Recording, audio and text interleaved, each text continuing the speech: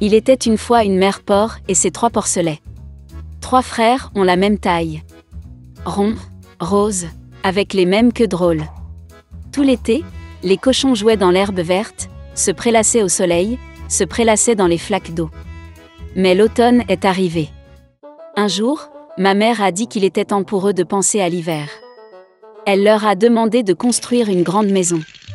Le jeune frère a dit que l'hiver était encore loin. Le frère du milieu a dit qu'il construirait sa propre maison en cas de besoin. Et le frère aîné a décidé de construire la maison lui-même. Les frères cadets et intermédiaires n'ont fait que jouer à leur jeu. Il faisait de plus en plus froid chaque jour. Le jeune frère a décidé de construire une maison en paille. Le frère du milieu pensait qu'il ferait très froid dans la maison au toit de chaume en hiver. Il a décidé de construire une maison à partir de brindilles et de brindilles. Le soir, leur logement était prêt. Ils étaient très fiers d'eux-mêmes et ne pouvaient pas se lasser de leur bâtiment. Maintenant, ils étaient libres et pouvaient faire ce qu'ils voulaient. Ils ont décidé d'aller voir leur frère aîné et de voir quel genre de maison il s'était construit.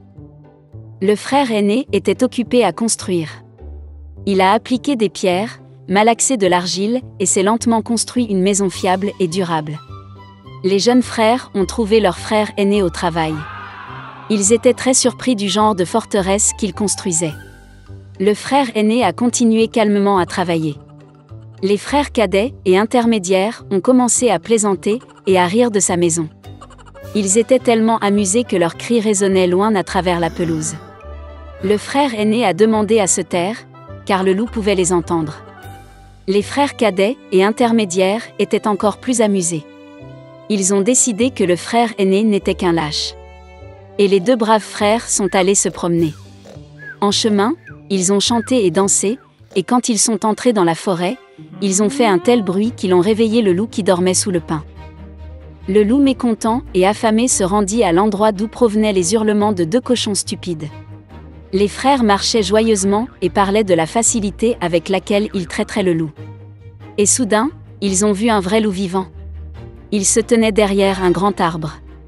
Il avait des yeux très mauvais et une énorme bouche à pleines dents. Les frères étaient si effrayés que leurs queues minces tremblaient finement, finement. Le loup se prépara à sauter, il fit claquer ses dents et cligna de l'œil droit. Les porcs reprirent soudain leurs esprits, hurlant à travers la forêt, se précipitèrent pour s'enfuir. Soulevant des nuages de poussière, ils se précipitèrent chacun dans sa propre maison. Le jeune frère a couru vers sa hutte au toit de chaume et a claqué la porte devant le loup. Le loup grogna et demanda d'ouvrir la porte. Le jeune frère, par peur, ne put prononcer un mot. Puis le loup a commencé à souffler. Le toit léger s'est instantanément envolé de la hutte au toit de chaume. Le loup prit une profonde inspiration et souffla une seconde fois, et la maison en chaume vola dans toutes les directions. Le loup était ravi, claqua des dents et se jeta sur son jeune frère. Mais le cochon esquiva habilement et courut. Il a couru à la maison du frère du milieu. Les frères réussirent à s'enfermer et se regardèrent avec consternation. Le loup s'est fâché et a commencé à souffler. La maison est légèrement de travers. Le loup a soufflé une seconde, puis une 3e, puis une 4e fois. Mais la maison était toujours debout. Le loup prit une profonde inspiration et souffla pour la 5e fois. La maison a tremblé et s'est effondrée. Une seule porte resta quelque temps au milieu des ruines. Dans l'horreur, les porcelets se sont précipités vers la maison de leur frère aîné. Le loup a couru après eux. Il était sûr que cette fois les porcs ne le fuiraient pas. Les porcelets se sont rapidement précipités devant le grand pommier sans même le heurter. Et le loup n'a pas eu le temps de se retourner et a heurté le pommier, qui le recouvrait de pommes. Une pomme dure le frappa entre les yeux. Une grosse bosse sauta sur le front du loup. À ce moment-là, les frères cadets et intermédiaires ont réussi à pénétrer dans la maison du frère aîné et à verrouiller la porte. Le loup courut vers la porte, grogna et demanda d'ouvrir la porte. Les jeunes frères avaient très peur et ne pouvaient rien dire en retour. Et le frère aîné savait que lui et ses frères n'avaient rien à craindre dans une maison en pierre solide. Puis le loup a aspiré plus d'air et a soufflé dès qu'il a pu.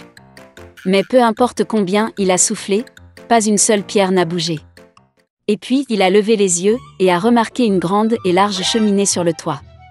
Il monta prudemment sur le toit, et commença à descendre le tuyau. Les cochons ont entendu un bruissement. Le frère aîné a immédiatement deviné quel était le problème. Il se précipita rapidement vers le chaudron, dans lequel l'eau bouillait, et en arracha le couvercle. Le loup descendit la pipe et tomba directement dans le chaudron. Ses yeux s'agrandirent sur son front.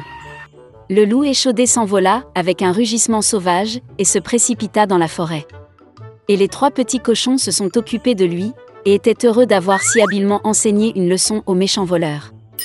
Dès lors, les frères et leur mère ont commencé à vivre ensemble, sous un même toit.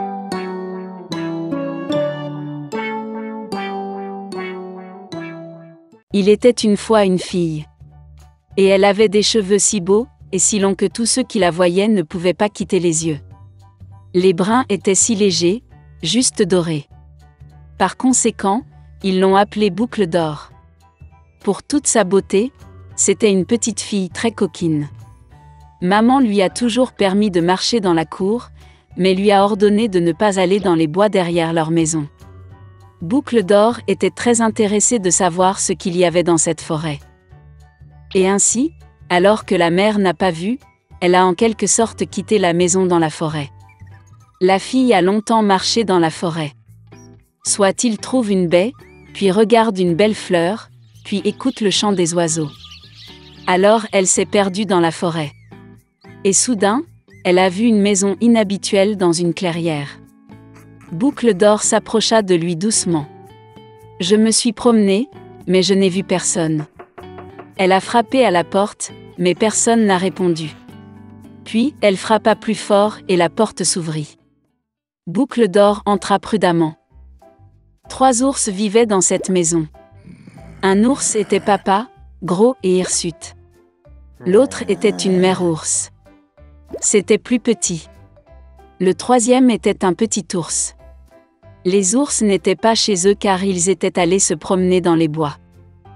La fille entra dans la pièce et vit 3 bols de porridge sur la table. Le premier bol, le plus gros, était le papa ours.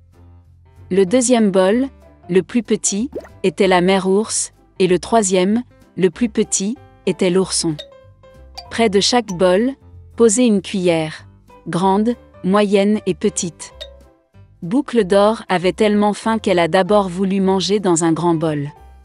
Elle prit la plus grande cuillère, prit le porridge, le goûta, mais le porridge était trop chaud. Puis elle prit une cuillère moyenne, ramassa le porridge, le goûta, mais le porridge était trop froid. Enfin, elle prit une petite cuillère et goûta le porridge du petit bol. Cette bouillie n'était ni chaude ni froide, juste comme il faut. Et Boucle d'or a mangé toute la bouillie du petit bol. Après avoir mangé, la fille a voulu s'asseoir et a vu 3 chaises près du poêle.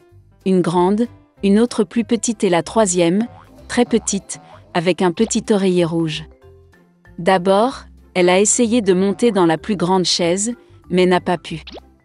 Ensuite, la fille a essayé de s'asseoir sur la chaise du milieu, mais c'était très dur et inconfortable. Finalement, elle s'assit sur la plus petite chaise, et c'était parfait pour elle. Boucle d'or a tellement aimé la chaise qu'elle a commencé à se balancer dessus. La chaise a craqué, s'est cassée et elle est tombée au sol. La fille s'est levée et est allée dans une autre pièce. Il y avait 3 lits, grands, moyens et petits.